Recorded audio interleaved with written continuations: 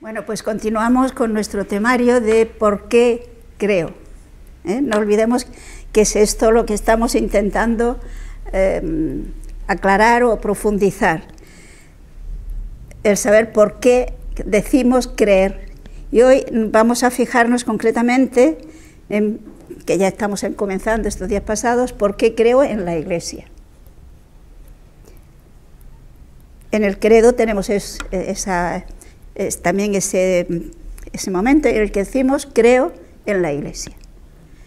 ¿Y por qué creo en la Iglesia? Fijémonos que podríamos cuestionarnos si la Iglesia es una fundación de un personaje X, San Pablo o quien quiera, hay quienes dicen que la fundó San Pablo, o quién es el que está detrás de la Iglesia. ¿Podemos fiarnos de que la Iglesia efectivamente nos transmite el mensaje de Jesús? ¿Por qué nos podemos fiar? Sabemos que hay quienes se lo cuestionan, ¿no? Después de 2000 años, pues ¿quién dice que la Iglesia transmite el mensaje que nos explicó Jesús? El mensaje que dejó Jesús.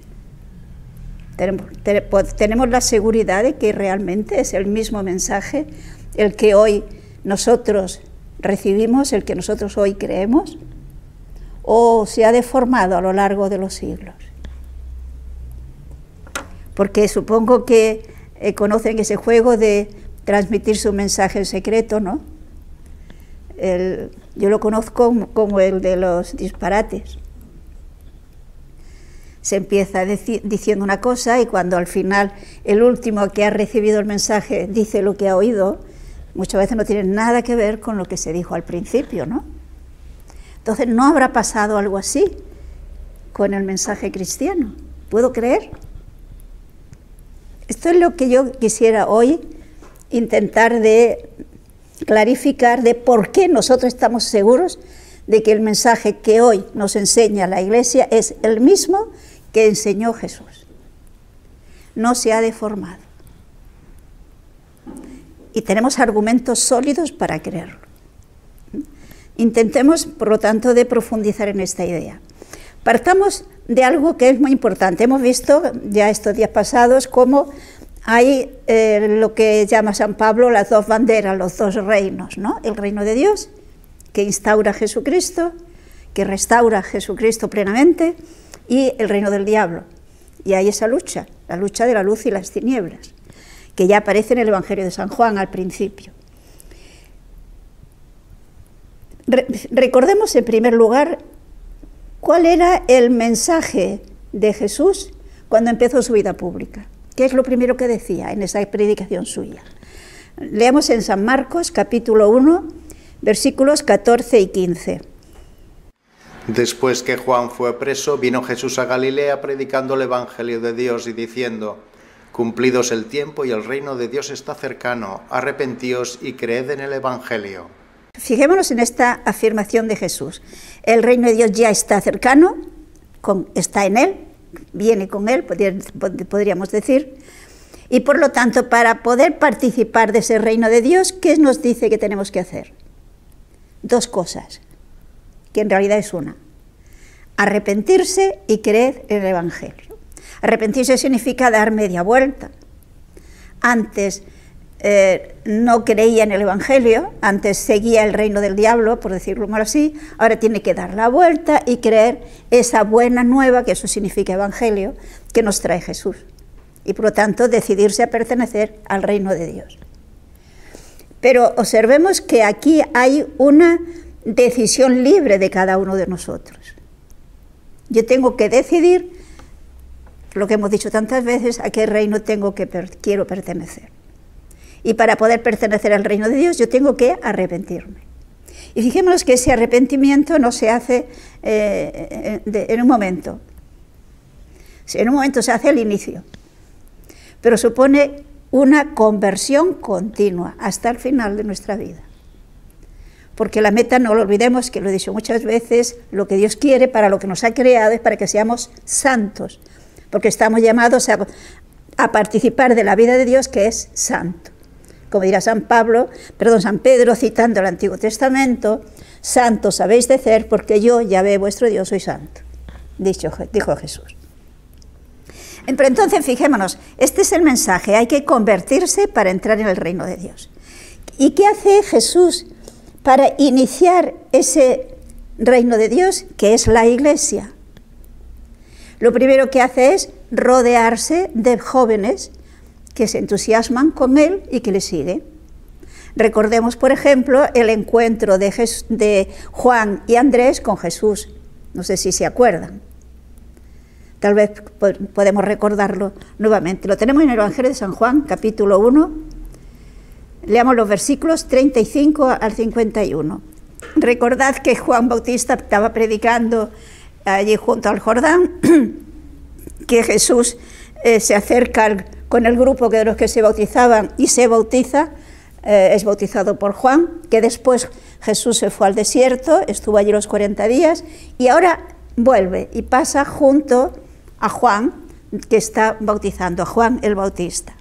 Al día siguiente, otra vez, hallándose Juan con 2 de sus discípulos, fijó la vista en Jesús que pasaba y dijo: «He aquí el Cordero de Dios». Los 2 discípulos que le oyeron siguieron a Jesús. Volvióse Jesús a ellos, viendo que le seguían, y les dijo: «¿Qué buscáis?». Dijéronle ellos: «Rabí», ¿qué quiere decir maestro?, «¿dónde moras?». Les dijo: «Venid y ved». Fueron pues y vieron dónde moraba y permanecieron con él aquel día. Era como la hora 10:00. Era Andrés, el hermano de Simón Pedro, uno de los 2 que oyeron a Juan y le siguieron. Encontró él luego a su hermano Simón y le dijo: «Hemos hallado al Mesías», que quiere decir el Cristo. Le condujo a Jesús, que fijando en él la vista dijo: «Tú eres Simón, el hijo de Juan. Tú serás llamado Cefas», que quiere decir Pedro. Al otro día, queriendo él salir hacia Galilea, encontró a Felipe y le dijo Jesús: «Sígueme». Era Felipe de Betsaida, la ciudad de Andrés y de Pedro. Encontró Felipe a Natanael y le dijo: «Hemos hallado a aquel de quien escribió Moisés en la ley y los profetas, a Jesús, hijo de José de Nazaret».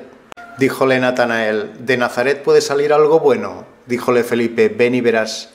Vio Jesús a Natanael que venía hacia él y dijo de él: «He aquí un verdadero israelita en quien no hay dolo».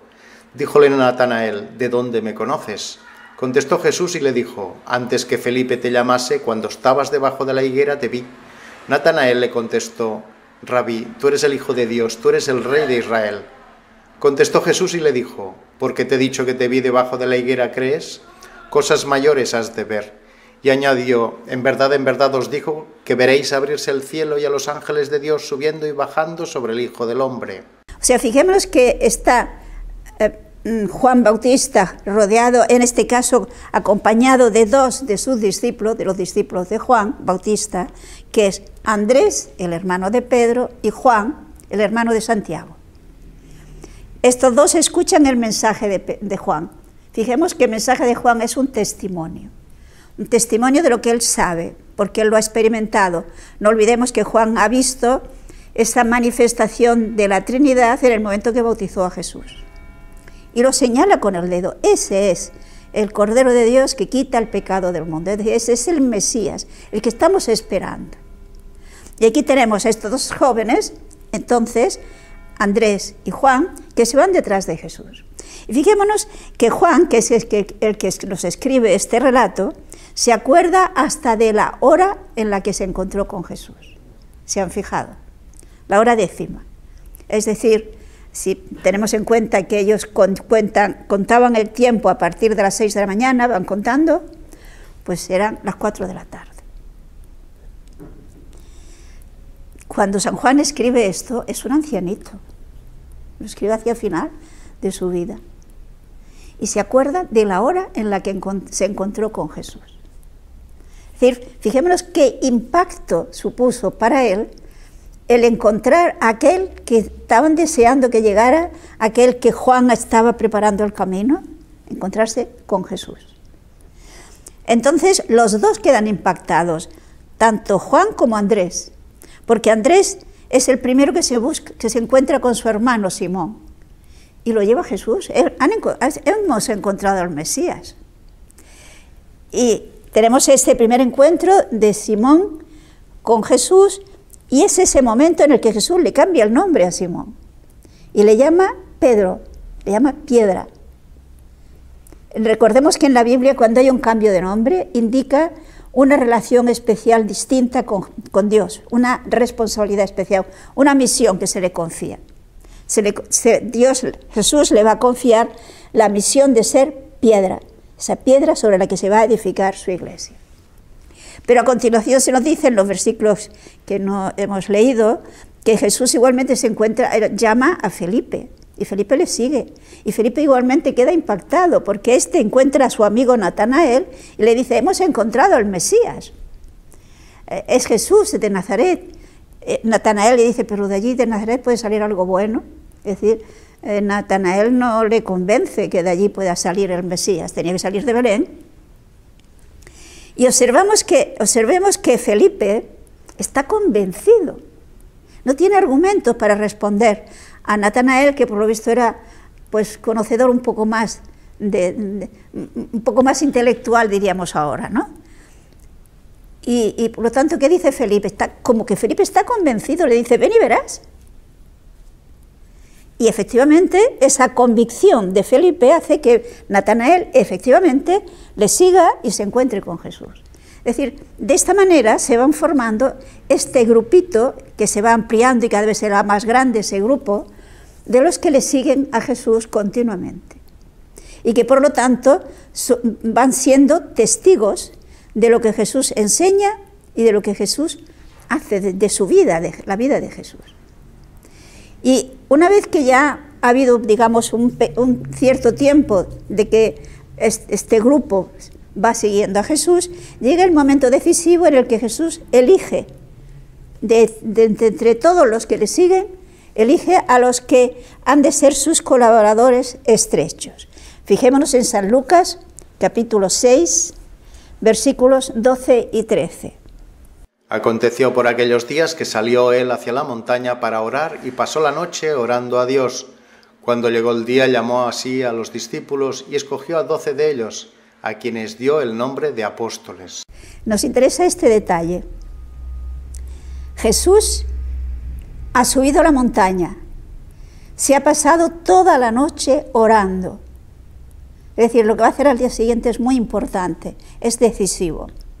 Y vemos que Jesús, que es Lucas, recordemos, el que nos habla más de esa vida de oración de Jesús, en este caso intensifica su oración y está toda la noche orando a Dios, dialogando con Dios, con su Padre.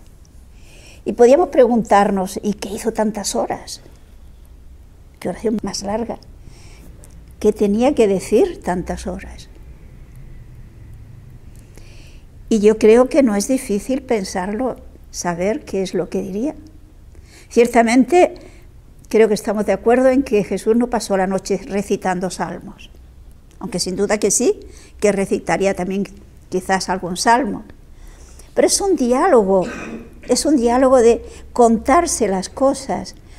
Pensemos que la elección de los 12 es algo fundamental en ese establecimiento del reino de Dios. Por consiguiente, creo que no sería extraño, que lo lógico sería que se haya pasado la noche dialogando con el Padre, presentándole los que pensaba escoger, rogándole por ellos, porque sabemos, por ejemplo, tenemos la oración que pronunció Jesús al final de la última cena, y esta la dijo en voz alta y por lo tanto la tenemos, que es lo que se llama la oración sacerdotal, y vemos cómo Jesús ruega al Padre por sus discípulos. Y hay una serie de cosas que pide para ellos. Pide que sean uno, que los consagren la verdad, etc.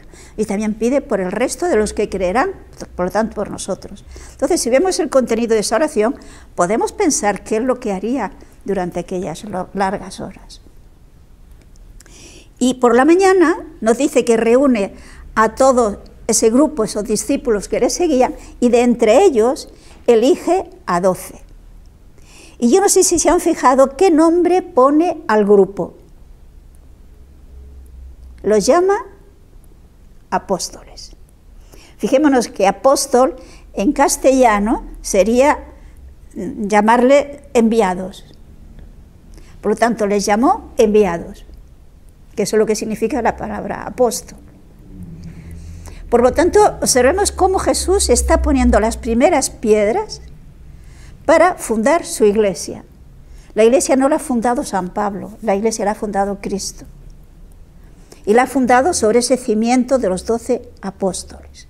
La piedra fundamental es Él, nos dirá ampliamente San Pablo en sus cartas. Y en el Apocalipsis también aparece claramente ese cimiento de los apóstoles. Son las columnas sobre las que Jesús edifica su iglesia a partir de ellos. Y por eso observemos que San Marcos nos indica para qué llamó a estos 12. Aquí nos dice que los eligió y les llamó apóstoles. Pero San Marcos nos da un detalle que es muy interesante. Es el capítulo 3, podemos leer desde el versículo 13, del 13 al 19. Subió a un monte y llamando a los que quiso vinieron a él y designó a 12 para que le acompañaran y para enviarlos a predicar con poder de expulsar los demonios.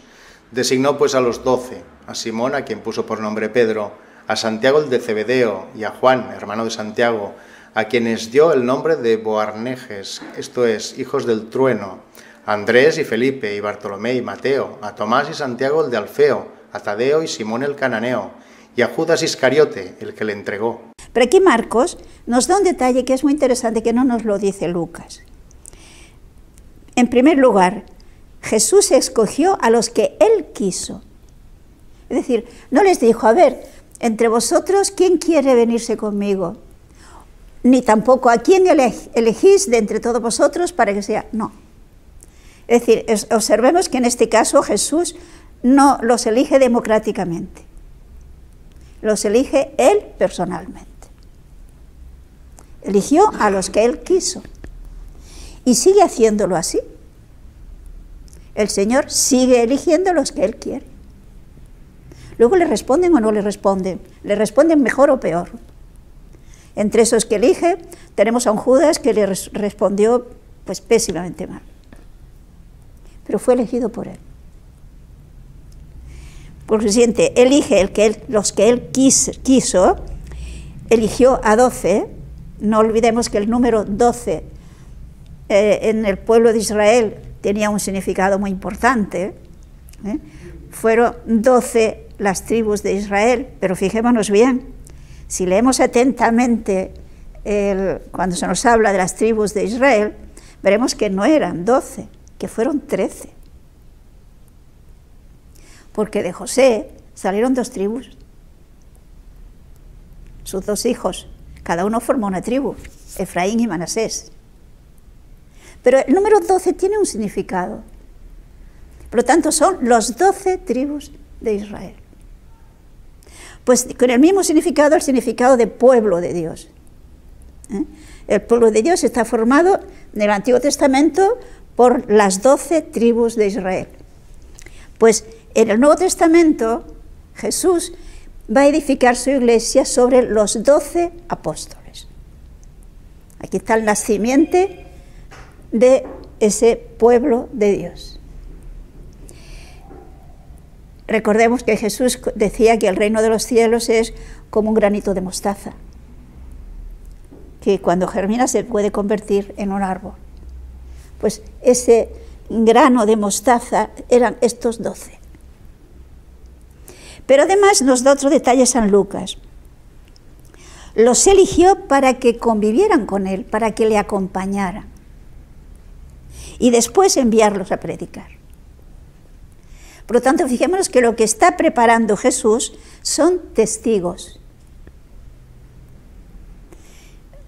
No sé si me entienden.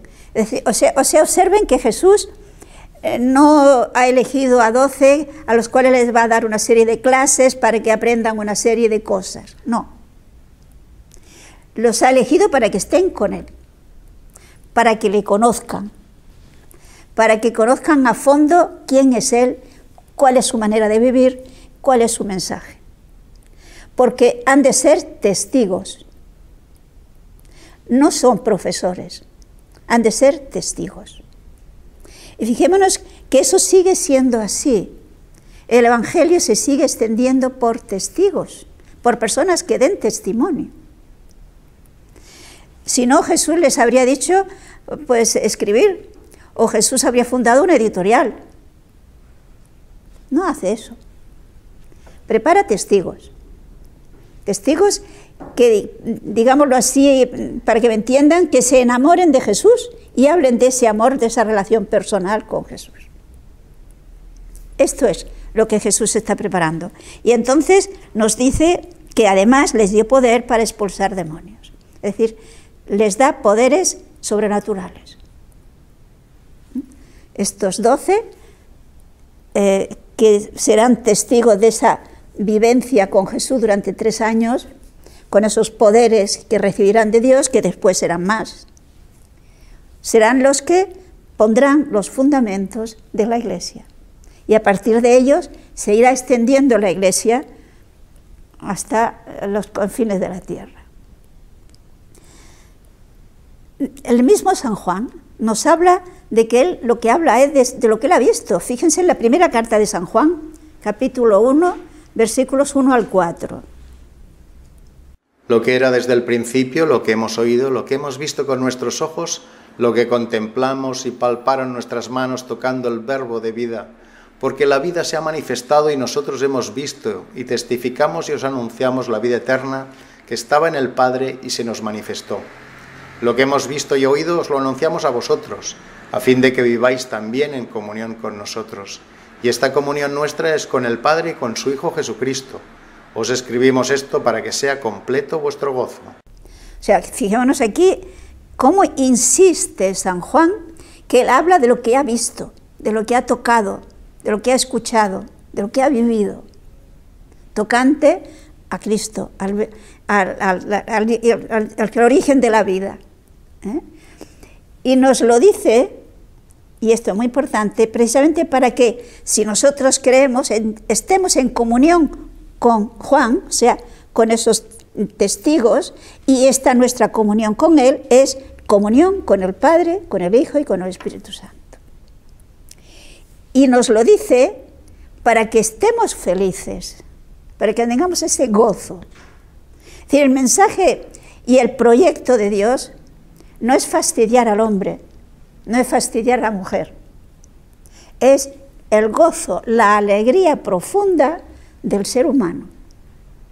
Porque lo que nos hace felices, no lo olvidemos, dado que estamos hechos a imagen y semejanza de Dios, es el sabernos profundamente amados, profundamente respetados y que amemos. Por esto lo que busca es esa relación personal, ese encuentro con Cristo. Por eso también fijémonos que el Papa Benedicto XVI nos decía que comenzamos a ser realmente cristianos cuando tenemos un encuentro con Cristo. Si no, ¿qué somos? Pues gente que tiene una serie de prácticas, pero que su vida va por otro lado, sus intereses personales van por otro lado, o personas que que afirman determinadas verdades que en el fondo no cambian su vida. En cambio, cuando el encuentro es un encuentro con Cristo, con nuestra fe fruto de un encuentro con Cristo, al que amamos y del que nos sabemos amados, ya es distinto, esa es una relación de amor, de amistad entre nosotros y Dios, entre nosotros y Cristo. Con Dios, con la Trinidad, pero a través de Cristo. Y todo esto lo recibimos a través de nuestra comunión con Juan, dice él, es decir, a través de nuestra comunión con la Iglesia. La Iglesia es ese medio que ha elegido Dios, que ha elegido Cristo, para que nosotros recibamos esos dones que Cristo nos trae y entremos en comunión con Dios. Pero ha de llevarnos a ese encuentro, a esa comunión con Dios, a esa comunión con Cristo y a través de Cristo con el Padre y con el Espíritu Santo. Porque no somos huérfanos. Y todo esto es evidente que llena el corazón de felicidad. Porque nadie ama más, ni más fielmente, ni más sinceramente que Dios, que Jesucristo. Pero observemos lo que nos dice Romanos, San Pablo en la carta a los Romanos, los versículos 13 al 15. Pues todo el que invocare el nombre del Señor será salvo. Pero ¿cómo invocarán a aquel en quien no han creído? ¿Y cómo creerán sin haber oído? ¿Y cómo oirán si nadie les predica? ¿Y cómo predicarán si no son enviados? Según está escrito, cuán hermosos los pies de los que anuncian buenas nuevas. O sea, fijémonos que por lo tanto, para que se extienda el reino de Dios, ¿qué se necesita? Testigos. San Pablo nos lo dice aquí muy claro. El que invocare el nombre de Jesús, el que acuda a Jesús, será salvo. Pero ¿cómo vamos a acudir a Él si no se le conoce? Nadie ama lo que no conoce. Por lo tanto, es necesaria la predicación. Y San Pablo en la carta a los Corintios nos hace ver que por cuanto no se conoció a Dios por la sabiduría, lo dirá también la carta a los Romanos en el capítulo 1, pues Dios ha querido salvarnos por lo que dice San Pablo, la locura de la predicación.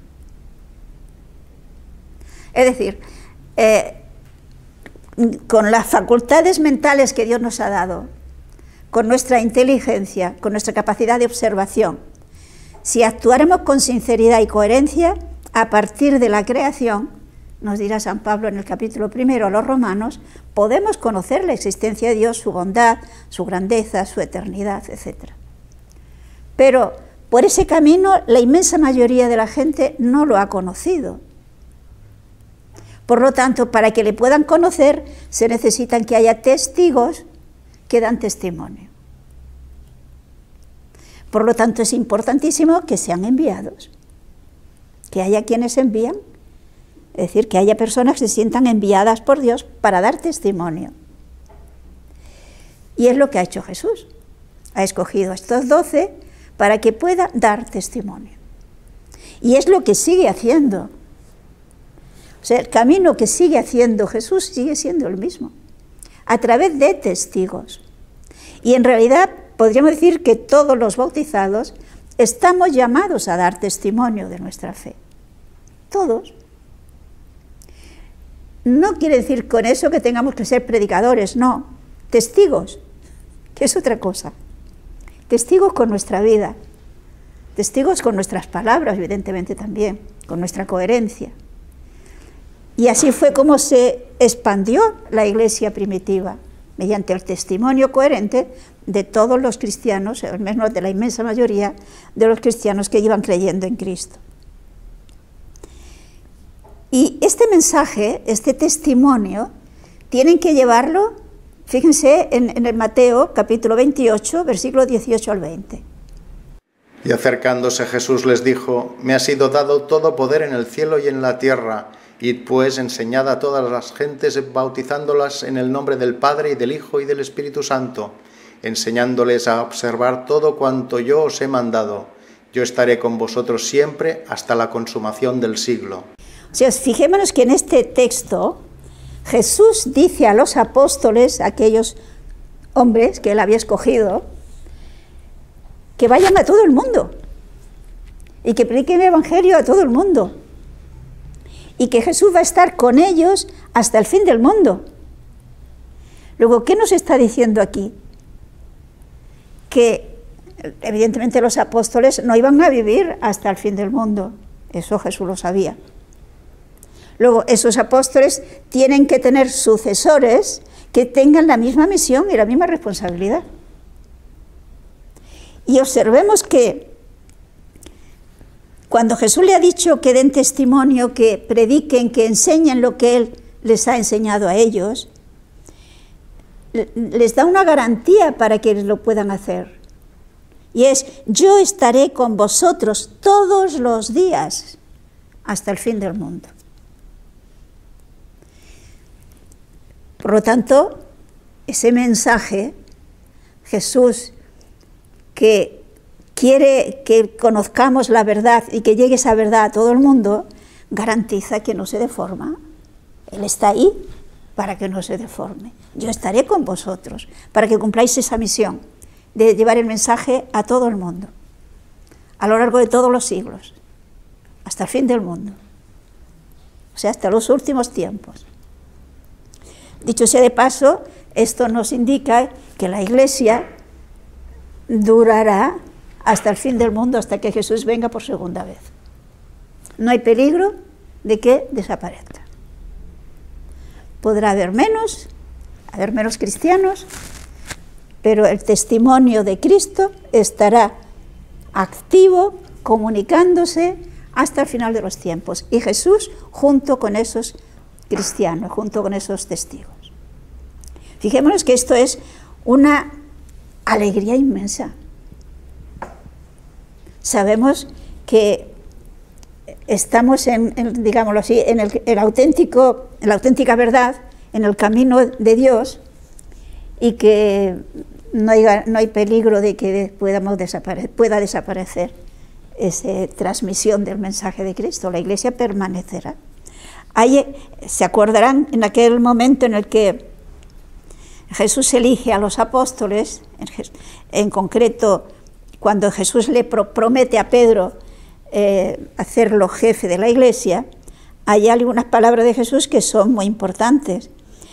Veamos en el Evangelio de San Mateo, capítulo 16, versículos 15 al 19. Y les dijo: ¿y vosotros quién decís que yo soy? Tomando la palabra, Simón Pedro dijo: tú eres el Mesías, el Hijo de Dios vivo. Y Jesús respondiendo dijo: bienaventurado tú, Simón Bar-Jona, porque no es la carne ni la sangre quien eso te ha revelado, sino mi Padre que está en los cielos. Y yo te digo a ti que tú eres Pedro, y sobre esta piedra edificaré yo mi iglesia, y las puertas del infierno no prevalecerán contra ella. Yo te daré las llaves del reino de los cielos, y cuanto atares en la tierra será atado en los cielos, y cuanto desatares en la tierra será desatado en los cielos. Por lo tanto, fijémonos que en esa sociedad, digámoslo así, que funda Jesús, hay una cabeza, hay un responsable. Y en este caso es Pedro. Porque fijémonos en la promesa de Jesús, que no es una promesa condicionada. Es decir, no dice, si haces esto, si eres fiel. No, no. Es una afirmación categórica sin condiciones. Yo edificaré mi iglesia sobre ti, Pedro. Fijémonos que la iglesia estará edificada sobre esa fe de Pedro. Pedro, inspirado por el Padre, le ha dicho Jesús, eso no ha salido de él, ha sido el Padre quien se lo ha revelado, que Jesús es el Mesías, el Hijo de Dios vivo. Pues sobre esa fe de Pedro, Jesús va a edificar su iglesia. Pero observemos que hay una afirmación muy categórica, y es que las puertas del infierno no podrán contra ella. ¿Y qué son las puertas del infierno? Recordemos que habíamos visto que las características del reino del diablo es la mentira y es la corrupción. Pero sobre todo es la mentira, con todo ese sentido amplio que incluye la corrupción. Pues si las puertas del infierno no podrán contra la iglesia, quiere decir que no conseguirá que deje de enseñar la verdad. No conseguirá que la iglesia enseñe la mentira. Está garantizado. No porque lo conseguirá. El hecho que diga Jesús que no lo conseguirá, que no podrán, indica que lo intentará. A las puertas del infierno intentarán destruir la iglesia. Y la destruirían en el momento que consiguieran que no transmitiera la verdad, que no fuera medio a través del cual llega el mensaje de Cristo a los demás. Por lo tanto, que hay dificultades, que surgen problemas, claro, es lógico. Tenemos la lucha de las tinieblas contra la luz. Es lógico que haya problemas. Es lógico que en esa lucha haya altos y bajos. Si conocemos la historia de la Iglesia, eso se ve.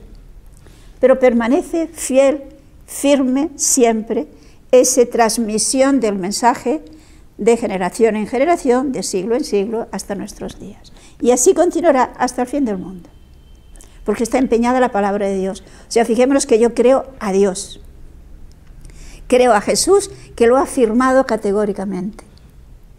Y Jesús no me puede engañar, porque es Dios. Pero además nos dejó otra garantía de que esa verdad no se deformará. Fijemos en el Evangelio de San Juan, capítulo 14, versículo 26. Pero el Paráclito, el Espíritu Santo, que el Padre enviará en mi nombre, ese os lo enseñará todo y os traerá a la memoria todo lo que yo os he dicho. Tenemos aquí a alguien que está, digamos, interesado en que no se deforme ese mensaje. Será también el Espíritu Santo. Cristo envía a la Iglesia el Espíritu Santo, precisamente para esa misión. Y nos lo va enviando a cada uno de nosotros, lo vamos recibiendo cada uno de nosotros, sobre todo con la confirmación, ya con el bautismo, pero sobre todo con la confirmación. ¿Y qué hará el Espíritu Santo? ¿Se han fijado en el texto? Les recordará lo que Jesús les ha enseñado. Por lo tanto, ahí no hay espacio para mala memoria, para confundir las cosas. No, el Espíritu Santo les va a recordar eso que Jesús ha enseñado. Pero no solamente eso, vean ahora en el mismo Evangelio, en el capítulo 16, San Juan 16, versículos 12 y 13. Muchas cosas tengo aún que deciros, mas no podéis llevarlas ahora. Pero cuando viniere aquel, el Espíritu de verdad, os guiará hacia la verdad completa, porque no hablará de sí mismo, sino que hablará lo que oyere y os comunicará las cosas venideras. Bueno, observemos que este texto es muy importante para este tema que estamos intentando responder a por qué creo. ¿Qué hará el Espíritu Santo, además de recordar todo lo que Jesús ha dicho? Fijemos que en aquel momento es la despedida, están en la última cena, digamos, no va a haber mucho más tiempo para hablar y para que Jesús siga enseñándole cosas. Les dice Jesús, ahora no sois capaces, no estáis en condiciones de comprender más cosas, diríamoslo así. Pero entonces, ¿que resulta que hay cosas que no podremos nunca saber? No, dice él, vendrá el Espíritu Santo. ¿Y el Espíritu Santo qué hará además de recordarles? Si se fijan, le dice que el Espíritu Santo les llevará al conocimiento de la verdad completa. Es decir, les llevará a comprender a fondo eso que ya han recibido y que de momento no lo acaban de entender. Por consiguiente, fijémonos que a lo largo de los siglos, el Espíritu Santo ha ido llevando poco a poco a la Iglesia a comprender cada vez más profundamente el mensaje de Cristo. Es decir, no solamente no lo ha deformado, sino que se ha ido conociendo cada vez más profundamente. Y en realidad nosotros ahora conocemos mucho mejor el conjunto de las verdades reveladas que como lo conocieron los cristianos de la primera generación, del primer siglo. ¿Por qué? Porque el Espíritu Santo ha estado actuando en la Iglesia y ha ido llevando a que comprendan mejor el contenido de la Sagrada Escritura, el contenido del mensaje. Les pongo un botón de muestra y yo creo que lo van a entender. Pensemos, por ejemplo, en la Virgen, el dogma de la Inmaculada Concepción. Pues el dogma de la Inmaculada Concepción, que ahora vemos tan claro y que está tan claramente manifestado en la Sagrada Escritura, porque si es enemiga perpetua del diablo, como nos dice el Génesis 3:15, y es la llena de gracia, quiere decir que nunca tuvo pecado, por lo tanto es inmaculada.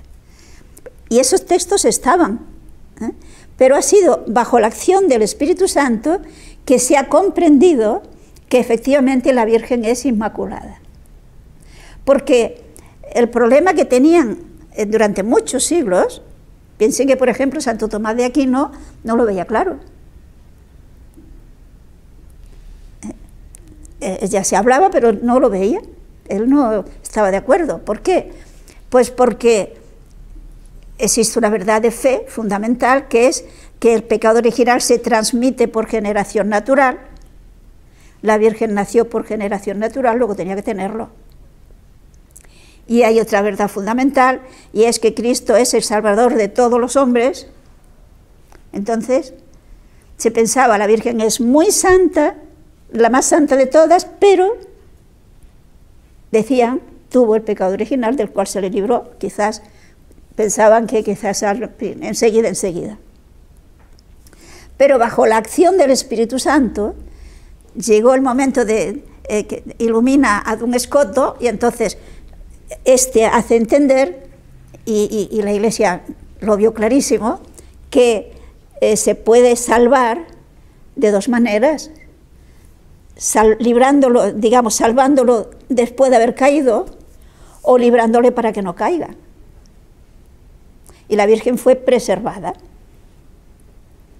no cayó. Es decir, Dios no esperó a que tuviera el pecado para librarla, sino que le preservó para que no lo tuviera. Ponían el ejemplo aquel de un camino por donde vamos todos y que ahí hay un pozo. ¿Y todos qué nos pasa? Pues que cuando llegamos ahí caemos, es el pecado original, y entonces Cristo con el bautismo nos saca. Pero ¿qué pasó con la Virgen? Pues que fue por el mismo camino, llegó al pozo, pero Dios le dio la mano, le hizo saltar, digámoslo así, para que no cayera. Le preservó de caer.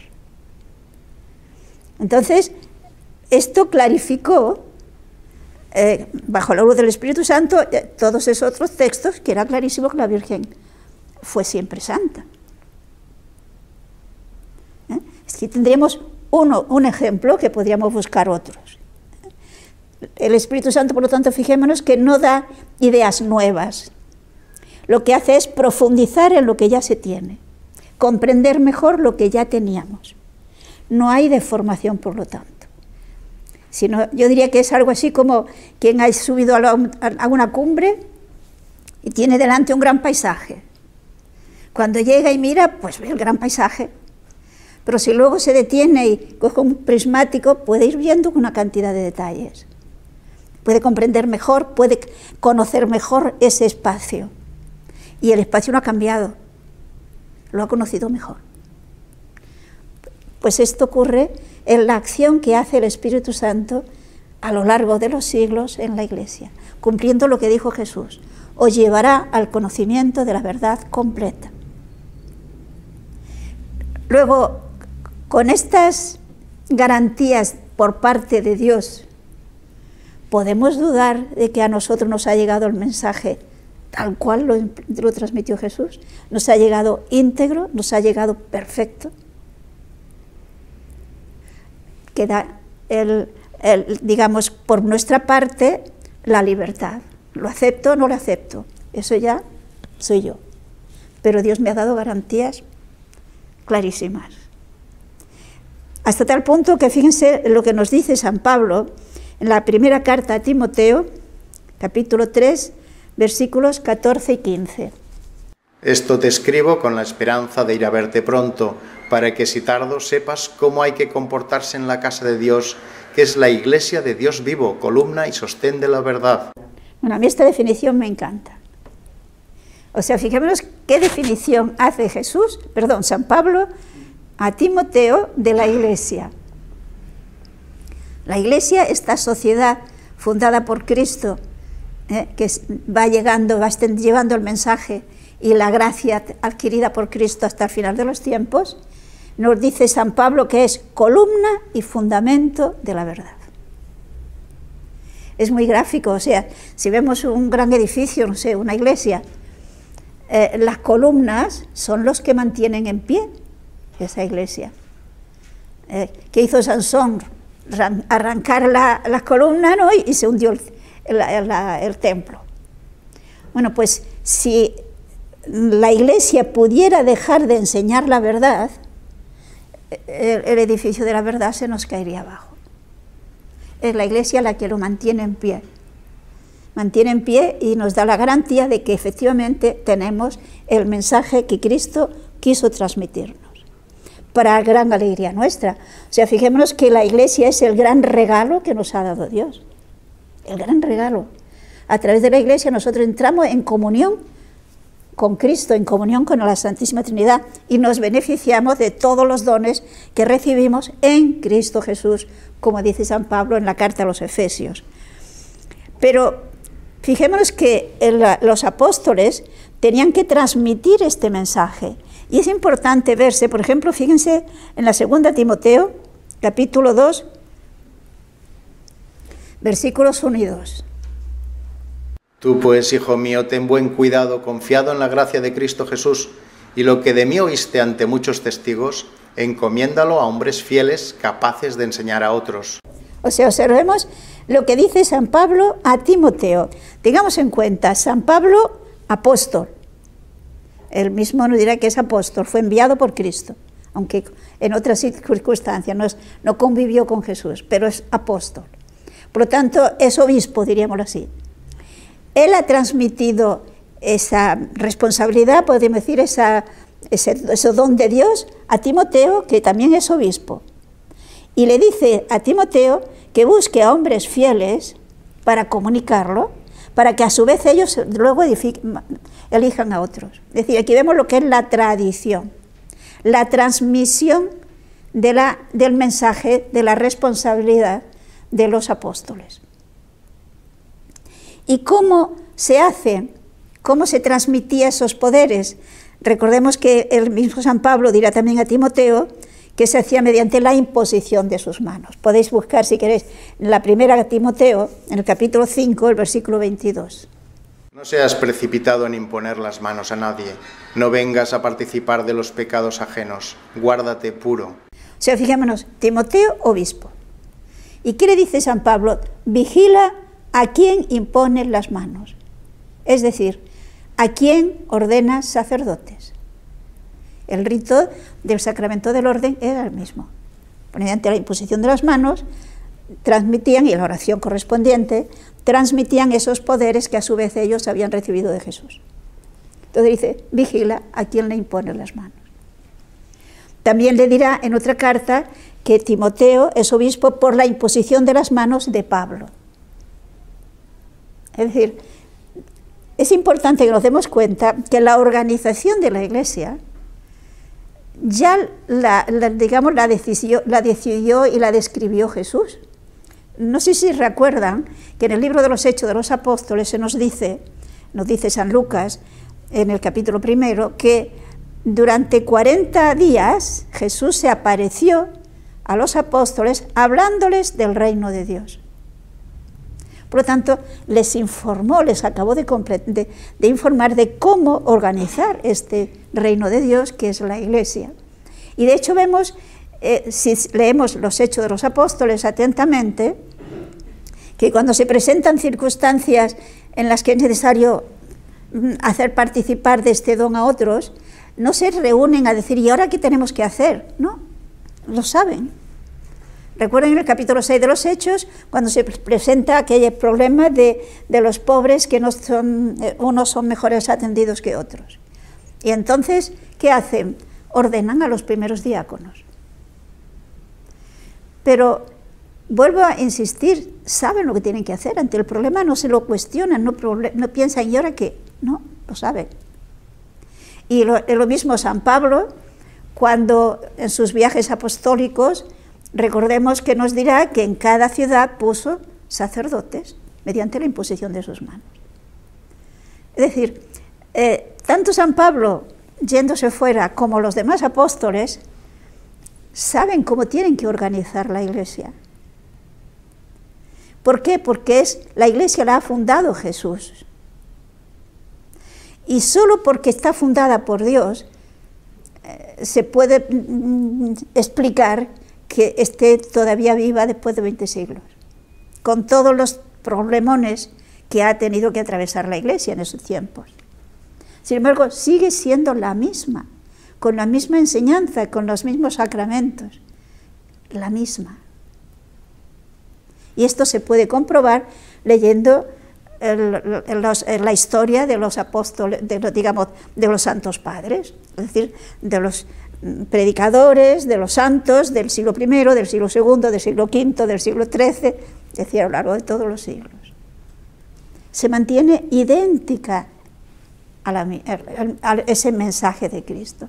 Y fijémonos que han surgido personas con otras ideas y han quedado al margen, y la Iglesia ha continuado adelante. Es decir, las herejías que han ido apareciendo a lo largo de los siglos, que han aparecido en esa lucha de las tinieblas contra la luz, Y a veces estos herejes eran personas importantes de la Iglesia, como pueden ser obispos, incluso diríamos cardenales.